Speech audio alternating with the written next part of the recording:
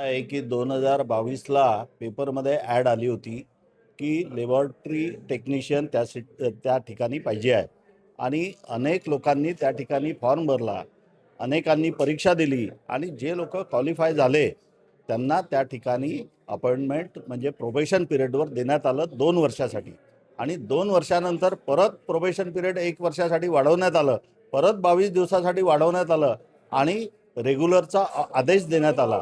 पण त्या रेग्युलरच्या आदेशमध्ये ज्या विषयाला घेऊन त्यांनी ॲड काढली होती म्हणजे लॅबॉरेटरी टेक्निशियन असा उल्लेख त्याच्यामध्ये होता, पण आदेश देत असताना त्यांनी लॅबॉरेटरी टेक्निशियन ज्युनियर ब्रॅकेटमध्ये असं लिहिलं आणि त्याच्यामुळे त्यांचं स्केल हे कमी झालं. पगार कमी मिळत असल्यामुळे त्यांनी उपोषणाचा मार्ग पत्करला. 21 जानेवारी या दिवशी ते उपोषणाला बसले. आज 27 तारीख आहे म्हणजे कंटिन्यू 7 दिवस त्या ठिकाणी ते सर्व लोक उपोषणाला बसले आणि आज जेव्हा मला फोन आला की त्यांची तब्येत खराब होऊन राहिलेली आहे, मी त्या ठिकाणी पिंडॉलला भेट दिली. त्या ठिकाणावरून मी या जिल्ह्याचे पालकमंत्री सन्माननीय पंकजी भोयर यांच्यासोबत बोललो, या ठिकाणी जिल्हाधिकारी वर्धा यांच्यासोबत बोललो, त्यानंतर लेबर असिस्टंट कमिशनर लोहिया यांच्यासोबत बोललो, जिल्हा कामगार अधिकारी यांच्यासोबत बोललो.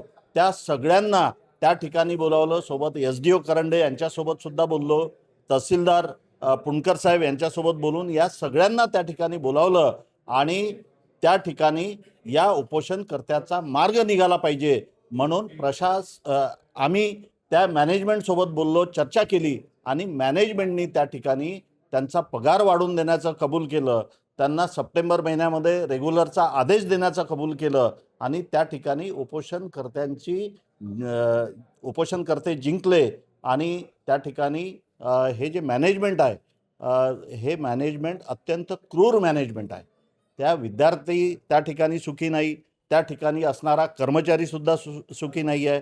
म्हणून त्या ठिकाणी या मॅनेजमेंटला धडा शिकवण्यासाठी माझ्यासोबत कामगार आघाडीचे अध्यक्ष सन्माननीय मिलिंदभाऊ देशपांडे, आमचे जिल्ह्याचे माजी अध्यक्ष सुनीलभाऊ गफाट आणि सर्व कार्यकर्ते, मिलिंदभाऊ भेंडे आमचे नेते, सर्व कार्यकर्ते त्या ठिकाणी सोबत होते आणि या सर्व कार्यकर्त्यांचं प्रेशर त्या मॅनेजमेंटवर असल्यामुळे मॅनेजमेंट आज वठणीवर आलं आणि त्यांनी लेखी स्वरूपामध्ये त्या ठिकाणी आश्वासन दिलं आणि उपोषणकर्त्याची उपोषणाची सांगता झाली.